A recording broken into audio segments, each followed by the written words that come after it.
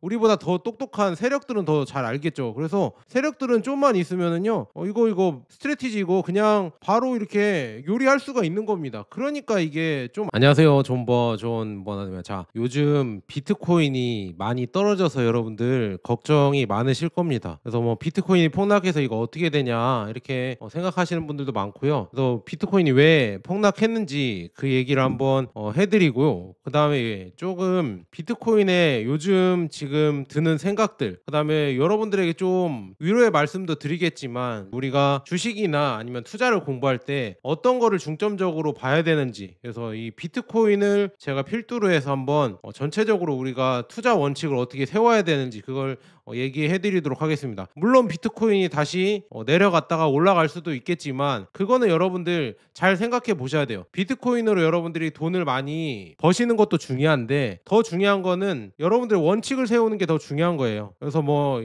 여타 뭐 비트코인 뭐 시황 봐주는 유튜버들 많잖아요. 진짜 많던데 그런 유튜버들 너무 말만 믿지 마시고 여러분들이 원칙을 한번 세워보세요. 그래서 이 존 버나드 말도 그냥 반절만 믿고 그냥 여러분들이 직접 찾아보세요. 찾아보고 이제 비트코인이 얼마나 가치가 있는지, 그 다음에 이제 금과 은이랑 한번 비교해 봤을 때 어떤 이런 비트코인이 원래 처음에 순수했던 가치가 그거였잖아요. 익명성과 탈중앙화, 이게 과연 지금 보장되는지 그것도 한 번씩 분석해 보시고요. 지금 현 상황은 어떻게 되는지 제가 지금 봐드릴 텐데 한번 제 영상 쭉 봐주시고요.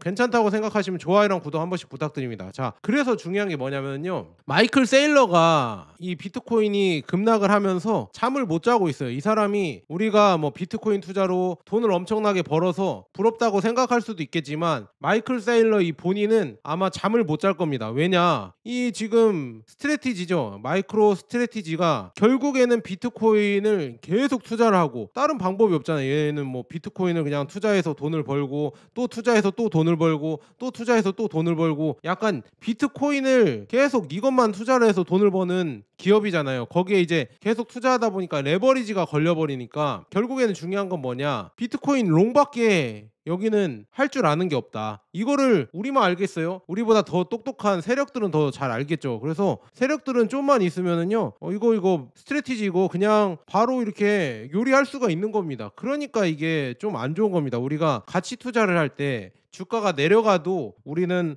더 좋은 마음으로, 뭐 워렌 버핏 막 계속 얘기하잖아요. 근데 비트코인 투자자들이 워렌 버핏 얘기하는 거 조금 저는 어폐가 있다고 보는데, 일단 말씀드리면 워렌 버핏도 가치가 있는 주식이 내려온다고 하면, 가격이 내려온다고 하면요 기꺼이 웃으면서 살 수 있다 이런 얘기를 했잖아요. 그런데 이 스트래티지 마이클 세일러는 비트코인이 오히려 싸지거나 가격이 더 내려가서 절반 이하로 세일을 할 때 오히려 더 고달퍼집니다. 오히려 웃으면서 못 사요. 그러니까 이게 문제가 되는 거예요. 그래서 이 스트래티지처럼 DAT 그룹들 있잖아요. 이 트레저리, 이 기업들이 진짜 문제가 많이 발생하고 있거든요. 왜냐하면 가격에 목을 매는 기업들이기 때문에 이게 참 걱정이 좀 많이 됩니다. 그런데 올라가면 문제가 없어요. 이 트레저리 기업들은 올라가면 문제가 없지만 떨어지면 엄청난 문제가 발생하고요. 그 다음에 이제는 안전자산 옥석 가리기가 거의 확정되는 분위기다. 제가 몇 번 말씀드렸죠. 시장에 위기가 오면은 왜 비트코인과 이더리움은 빠지는데 왜 금과 은은 잘 버티고 있지? 조금만 빠지고 다시 또 올라가고 있지? 그래서 이제는 원래는 뭐 비트코인과 금이 같은 안전자산이라고 다들 묶어서 봤지만 이제는 진짜 왕이 나오고 있구나. 그게 금과 은이 거의 확정되는 분위기가 되고 있구나. 이거를 저도 뭐 처음에는 그렇게 몰랐습니다. 그런데 요 근래 또 알아채면서 계속 말씀드렸잖아요. 이제 금과 은이 거의 안전자산으로 확정되는 분위기고, 그리고 금은 진짜 비트코인과 이더리움이 빠질 때 $4,000 부근에서 계속 잘 지켰다. 그리고 은은 이제는 신고가를 내면서 올라가고 있고 새 역사를 쓰고 있기 때문에 이거를 주목해 봐야 된다. 그런데 금과 은에 주목하는 유튜버는 거의 없는 것 같아요. 뭐 몇 분 계시긴 하거든요. 제일 높으신 분이 양베리 님이 가장 높죠. 그 다음에는 여타 유튜버님들 많거든요.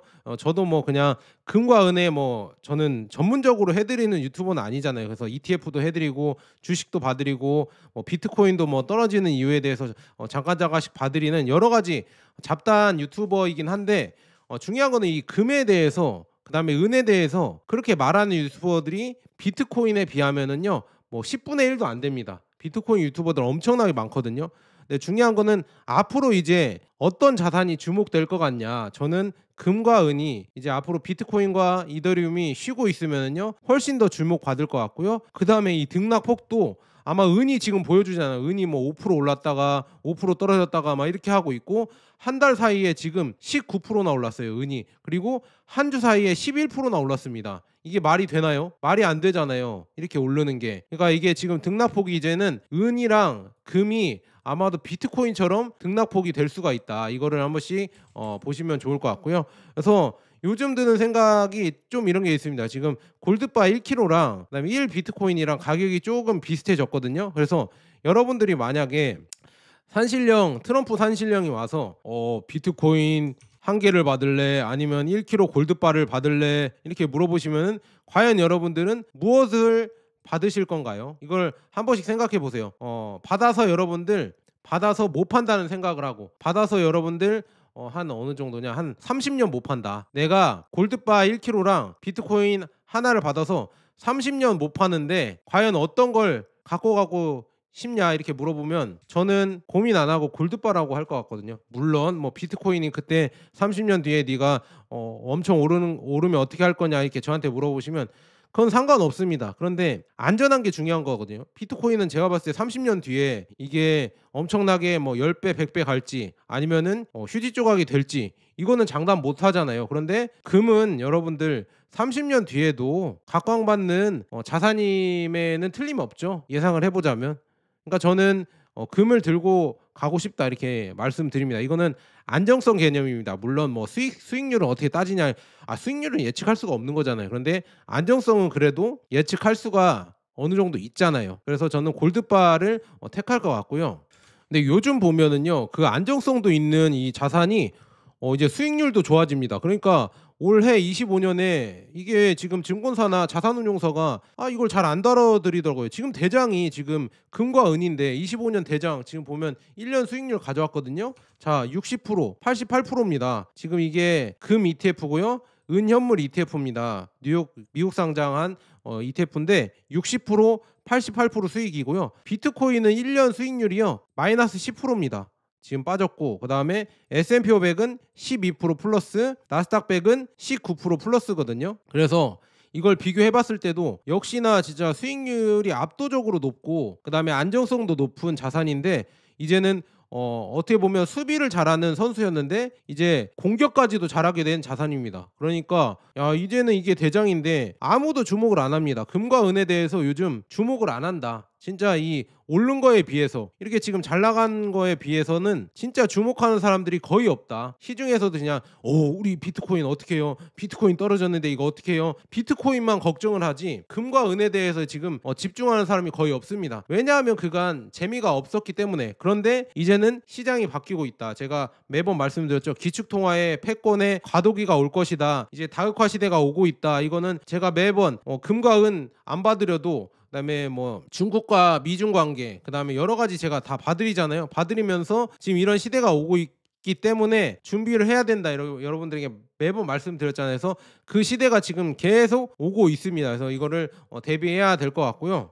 그래서 앞서 말한 이제 비트코인의 이 폭락의 7가지 악재에 대해서 제가 하나하나 이렇게 여러분들 쉽게 풀어드리면서 얘기를 해드릴게요. 자, MSCI 지수 스트래티지 편출이 있고요. 그 다음에 DATG 트레저리 손익분기점, 그 다음에 중국의 전면 금지, S&P 지수 신규 편입 거부, 그 다음에 초창기 고래의 대규모 이탈, 트럼프 영향력 감소, 그 다음에 파이낸스 해킹이 있습니다. 그래서 이거에 대해서 한번 얘기를 해드릴게요. 자, 비트코인의 폭락과 DAT 이게 뭐냐? 디지털 어셋 트레저리 이 기업이거든요. 그러니까 비트마인, 그 다음에 스트래티지 이런 기업들의 이 쇼크가 있습니다. 그래서 구조적 리스크가 지금 시작되었는데요. 가격 흐름을 보면은요, 비트코인이 10월 초에 126,200달러에서 이제는 11월, 12월 초에 84,000달러, 84K까지 하락을 하면서 지금 30일 동안 21% 하락, 고점 대비 32% 하락. 그러니까 이게 가격이 오르면은 괜찮은데요, 이 가격이 내려가면은요 진짜 이 문제가 많이 터집니다. 근데 여러분들 워렌 버핏이 얘기하든 뭐 피터 린치가 얘기하든 가치주들은 가격이 떨어져도 여러분들이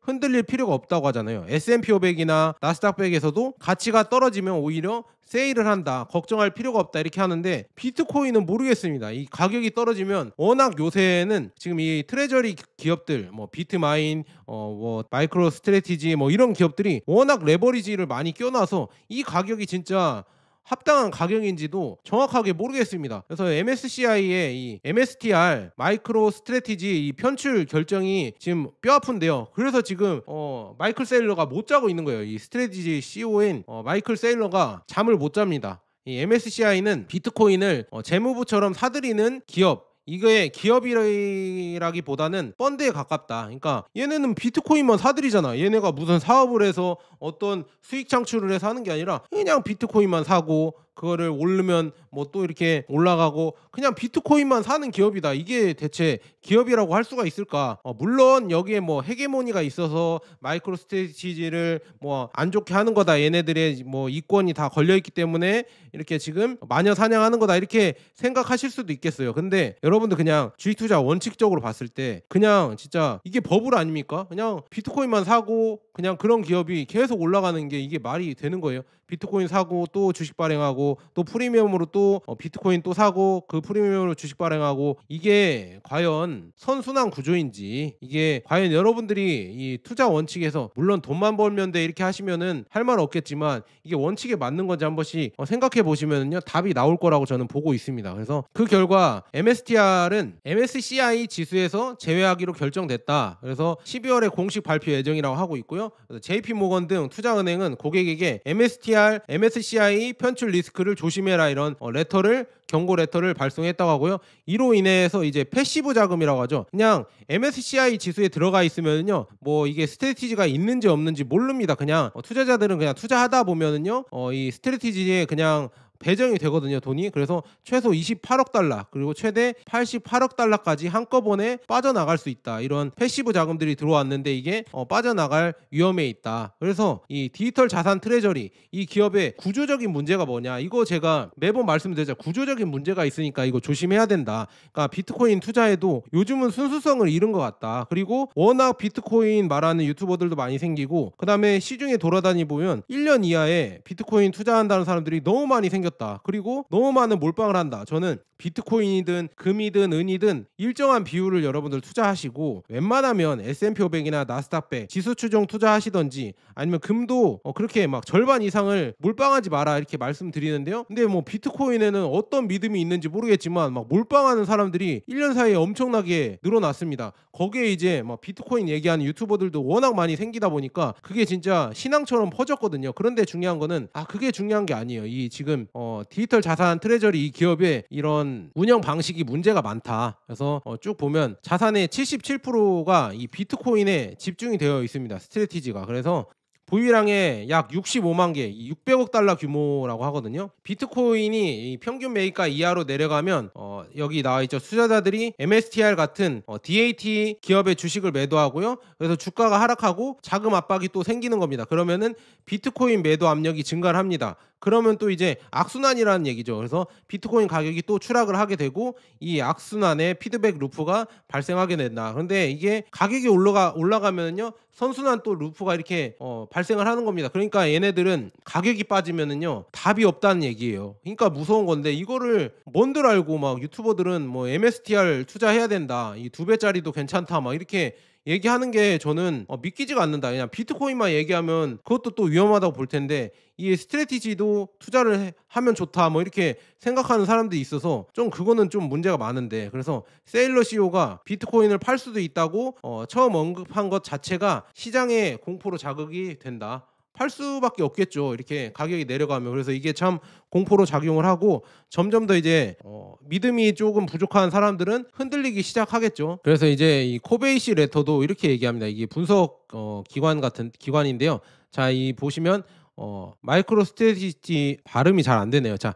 MSTR이라고 하겠습니다. MSTR의 시가총액은 현재 그들이 보유한 비트코인 가치보다 100억 달러나 낮습니다. 그래서 MSTR의 오늘 지금 12% 하락을 했고요. 10월 6일 이후 57%나 주가가 하락을 했다고 합니다. 그래서 이로써 해당 회사의 시가총액은 450억 달러가 됐는데, 한편 지금 MSTR은 550억 달러 상당의 65만 개의 비트코인을 보유하고 있습니다. 그래서 다시 말해서 MSTR의 시가총액은 현재 비트코인 보유량보다 100억 달러 낮은 수준에서 거래되고 있습니다. 그래서 MSTR이 현재 보유한 비트코인에서 82억 달러에 달하는 부채를 빼더라도 순자산 기준으로 여전히 468억 달러 상당의 비트코인을 보유하고 있습니다. 그래서 MSTR의 순 비트코인 보유액은 대차 대조표에 현금을 포함하지 않고도 현재 시가총액보다 여전히 18억 달러 높습니다. 그래서 세일러는 계속 매수할 수 있을까, 이거에 대해서 의문을 계속 품고 있고요. 그다음에 추가 악재는 뭐냐? 중국 인민은행이 이 암호화폐 취급을 금지를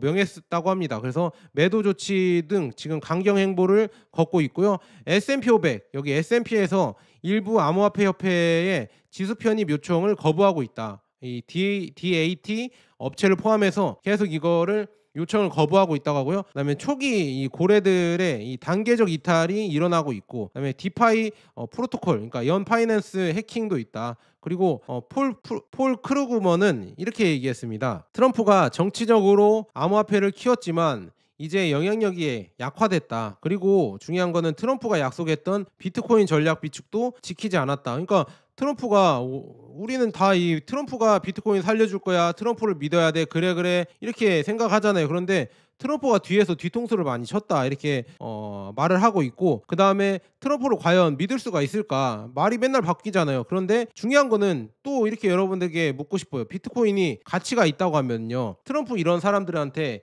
휘둘리는 게 말이 돼요? 그냥 트럼프가 뭘 얘기를 하든, 비트코인이 좋든 안 좋다고 얘기를 하든 그거에 상관없이 가치가 있다고 하면 그냥 모아서 가져가면 되잖아요. 그래서 트럼프가 만약에 금에 대해서 뭐 좋다 안 좋다 하든 말든 저희는 그냥 금을 모아 갈 거거든요. 그러니까 상관이 없는 거예요. 가치가 있다고 하면 누가 뭐라고 하든 뭐 누가 인정을 안 해주든 그게 필요가 없습니다. 그냥 가치대로 가는 거기 때문에 오히려 가격이 떨어지면 기뻐해야 되고 그래야 되는데, 이 트럼프의 입을 믿는다는 게 좀 이게 투자가 맞는지 이거를 여러분들 또 재고해 보셔라, 이렇게 말씀드리고요. 핵심 합의를 또 보면은요, 암호화폐 시장의 암호화폐의 특성상 단기 반등, 그 다음에 저가 매수 기회는 열려 있지만 단기 반등할 수 있고 저가 매수 기회는 열려 있습니다. 그러니까 뭐 주가가 어떻게 갈지 예측은 하기가 어렵잖아요. 그런데 관전 포인트는 이 MSTR 같은 DAT 그룹, 트레저리 그룹들은 이 손익 분기점이 붕괴되면요 더 내려갈 수 있는 가능성이 있어서 조심해야 된다. 그리고 MSCI 편출, 그 다음에 중국 규제, 자금 이탈 등이 겹칠 경우 심지어는 파산까지도 생각을 해봐야 된다. 그러니까 조심해야 된다. 그래서 이런 것 때문에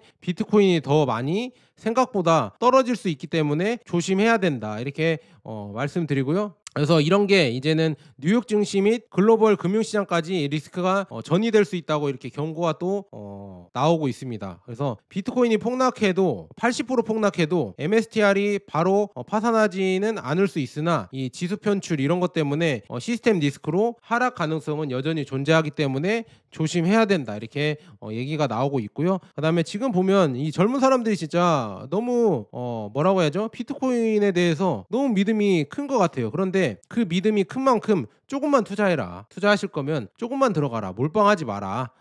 여러분들의 자금의 한 10% 이하로 가져가시고 웬만한 거는 지수 추종 이걸로 여러분들 가져가셔라. 그런데 워낙 비트코인에 대해서 워낙 이런 서사가 많이 있기 때문에 많이 들어간 것 같은데 진짜 조심하셔야 될 것 같아요. 저는 너무 걱정되고요. 그 다음에 또 하나 리스크가 뭐냐, 이 엔캐리 청산이죠. 또 지금 보면 일본의 30년물 국채금리가 최고치를 기록하고 2년물이죠. 2년물도 최고치를 기록하면서 이제는 진짜 여기에서 샤난카 아슬람도 이렇게 얘기합니다. 자, 공짜 화폐 시대는 끝났고 대정상화가 시작된다. 이제 우리가 싸게 이렇게 제로금리가 이제 끝나면서 싸게 돈을 빌렸던 시대는 끝나가고 있다. 이거를 또 대비를 해야 된다, 이런 얘기가 계속 나오고 있어요. 그래서 지금 보면 지금 일본도 미국 국채를 매도를 하고 있거든요. 중국이 가장 많이 매도를 하고 있고 일본도 덩달아서 같이 이렇게 미국 국채를 매도하고 있고, 그걸 또 망해가는 영국이 또 받아주고 있다. 이게 대체 뭔 일인지 진짜 의문이 지금 커지고 있습니다. 그래서 이거 진짜 국채 이쪽에서도 문제가 생길 수가 있겠구나. 그래서 지금 보면 일본이 지금 뭐 문제가 좀 많이 생긴다고 하거든요. 국채 금리가 많이 오르고, 그다음에 그런 것 때문에 돈을 더 풀려고 해도 이제는 금리 인상 여부를 판단을 해야 돼요. 그래서 야,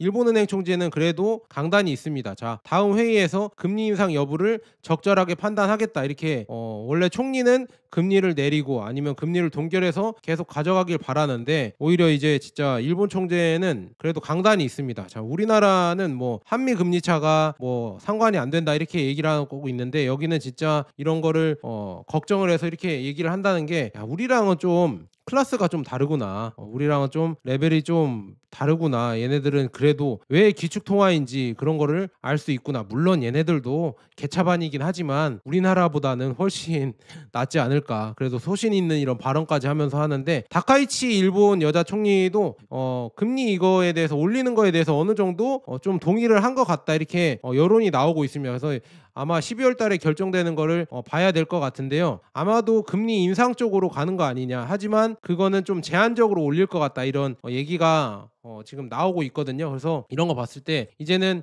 일본이 그동안 이렇게 엔캐리로 해서 돈을 풀었던 거를 이제 자국으로 갖고 오지 않을까 이렇게 됩니다. 그런데 이게 비트코인한테는 악재라는 얘기죠.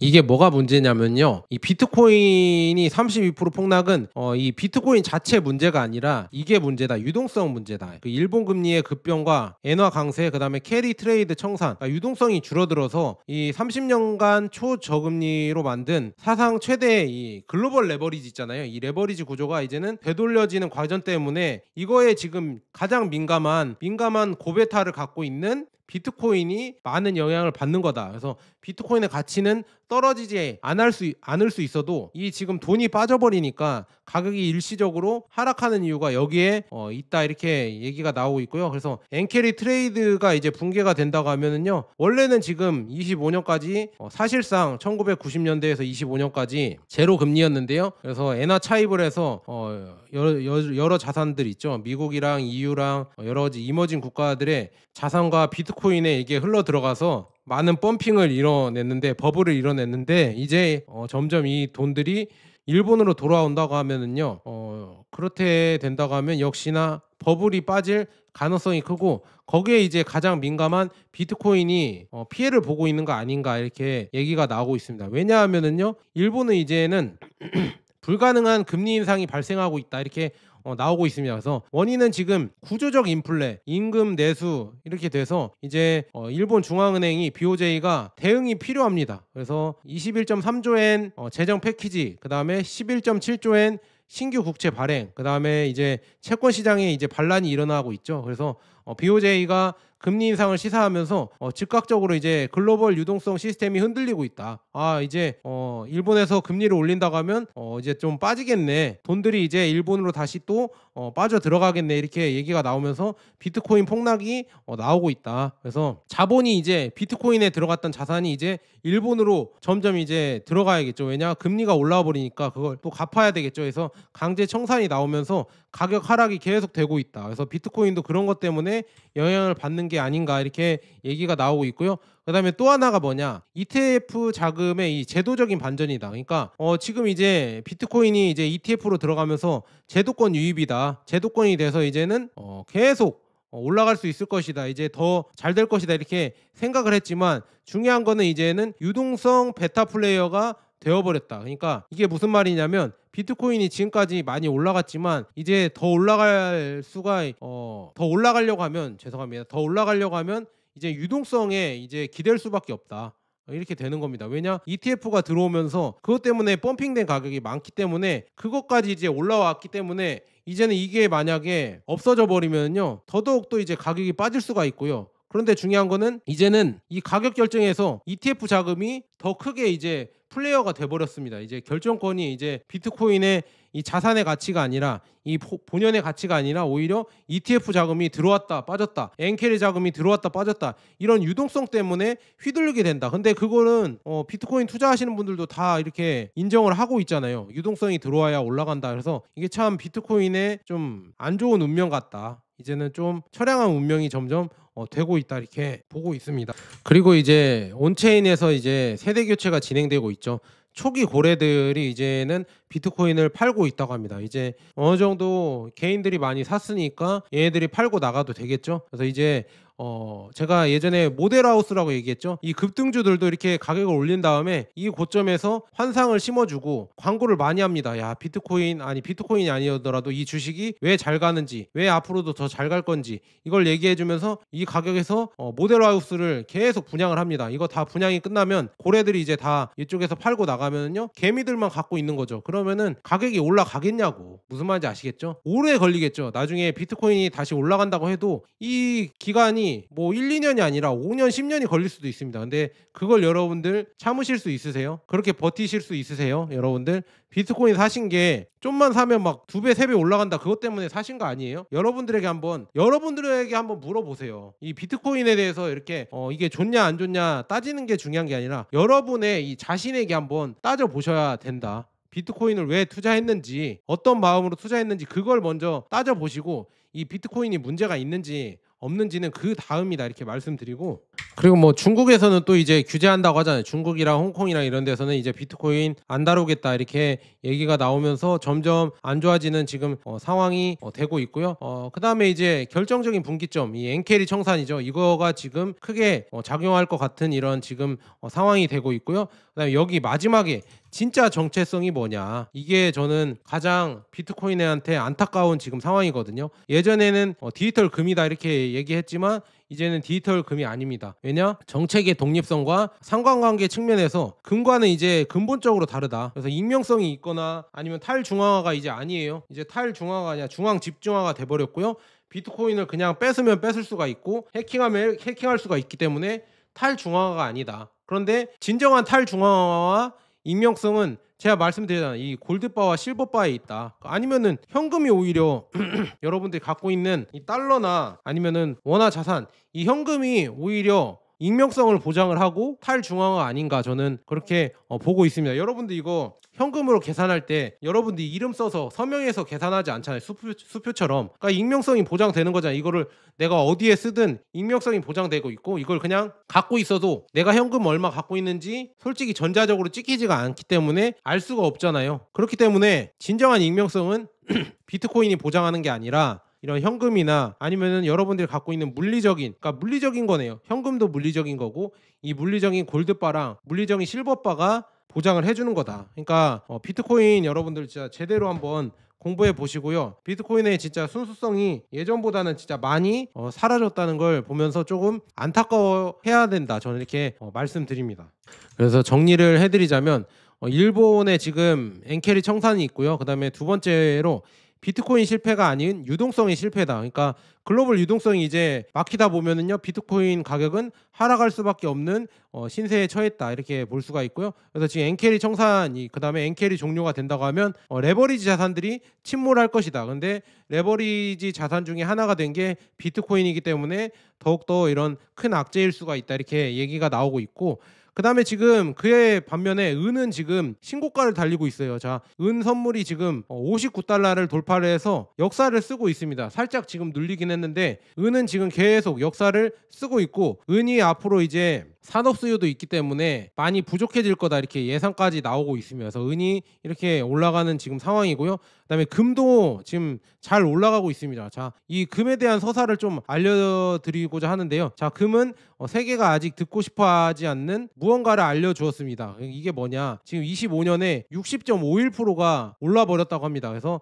기록된 역사상 100년 중에 이게 네 번째 강한 해라고 하거든요. 그래서 이를 능가한 해는 1979년, 1974년, 1973년뿐이다. 그러니까 이때만 빼고 이제 진짜 역사상 처음이라고 합니다. 25년에. 그러니까 이게 세계 질서가 이제 다시 써지는 거 아니냐, 이런 예상까지 지금 나오고 있거든요. 그래서 이거는 우연이 아니다. 그래서 기억을 해야 되고, 종이가 있는 걸 금속은 기억한다. 종이가 잊은 걸 금속은 기억을 하고 있다, 이렇게 얘기가 나오고 있고요. 그래서 지금 보면 중앙은행들은 조용히 이 지금 634톤 9개월 동안 이거를 축적하고 있고, 금을 축적하고 있고요. 이거는 조용히 숫자를 밀도로, 그 다음에 약속을 영구성으로 바꾸고 있는 겁니다. 그래서 10월 한 달 동안 82억 달러 규모의 금 ETF 자금이 유입되었고요. 수년 만에 가장 큰 규모의 기관 투자자도 회전이 되고 있다. 그래서 현명한 투자자는 모멘텀을 쫓지 않습니다. 이 눈앞에 보이는 것을 피한다.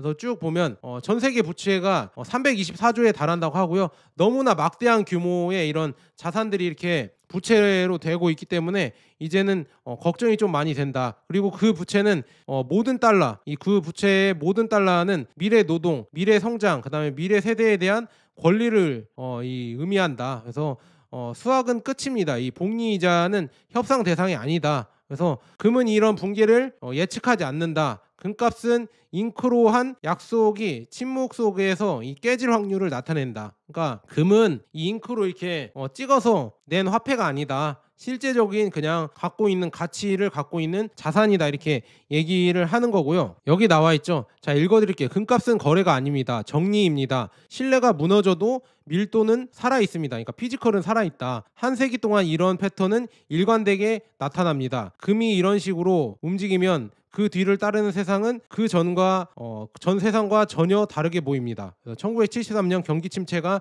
시작되기 전이었고요. 그 다음에 74년에 경기 침체가 닥쳤습니다. 그리고 79년에 미국 역사상 가장 높은 이자율을 기록한 해였다. 그래서 25년은 무엇보다 앞선다, 이렇게 나오고 있는데 25년에는 대체 어떤 게 발생할 것인가, 이거를 지금 걱정을 하고 있거든요. 그래서 답은 아직 정해지지 않았습니다. 하지만 중앙은행의 이 금 634톤과 세계 부채의 324조 달러를 고려하면 다음 장이 순탄치만은 않을 것으로 보인다. 당신의 재산 중 약속과 이 지금 체중, 이 밀도, 그러니까 여러분들이 들 수 있는 이런 자산, 이거에 대해서 결정 비율은 얼마인가. 그래서 고대인들은요, 금으로 가치를 측정을 했습니다. 근데 현대인들은 신앙으로 이 가격을 측정하고 있다. 그래서 이게 그러니까 신용이죠. 누가 옳은지는 이거는 한번 분석을 해봐야 된다. 여러분들 과연 돈이 지금 가장 옳은 거냐, 아니면은 이 금이 지금 영속적인 자산이냐, 이걸 한 번씩 생각해 보셔라, 이렇게 말씀드리면서 달러가 지금 보면요, 1913년 미 연준 출범한 이후 99% 구매력을 잃었다고 하거든요. 그래서 계속 달러의 가치는 줄어들고 있다. 1달러의 가치는 계속 줄어들면서 우리가 갖고 있으면 갖고 있을수록 계속 줄어드는 자산이 달러다. 그래서 제가 여러분들에게 금 모으기 운동을 하자, 존 버나드도 하고 있고 제 유튜브 보시는 분들도 하고 있어서 그냥 이렇게 말씀드리자 해서 금 모으기 운동이나 그다음에 은 모으기 운동 이렇게 하고 있다, 이렇게 여러분들 말씀드렸죠. 그래서 지금 제 거 유튜브에서 제품 보기 있거든요. 여기 왼쪽 하단에 제품 보기 클릭하시면은 쿠팡 링크가 떠요. 쿠팡 링크 들어가셔서 보시고 안 사셔도 됩니다. 그냥 구경해 보시고 다른 거 사주셔도 저한테 도움이 많이 되니까요. 여기 한번 들어가셔서 시세 한번 보시고 공부를 해보세요. 왜 지금 실물 금과 실물 은을 사야 되는지, 이거에 대해서 한 번씩 공부해 보시면은요, 현재 돌아가는 거시적인 경제와 그 다음에 실제 이런 화폐와 신용의 관계, 이런 것도 다 이렇게 어느 정도 깨달음이 올 수가 있을 것이다, 이렇게 말씀드리면서 이런 거 한번 클릭해 주시면 정상 제작에 큰 힘이 되니까 여러분들 한 번씩 부탁드리고요. 사주시면 더 감사하고요. 자, 여기까지 존 버나드였으면 여러분, 긴 영상 시청해 주셔서 정말 감사합니다.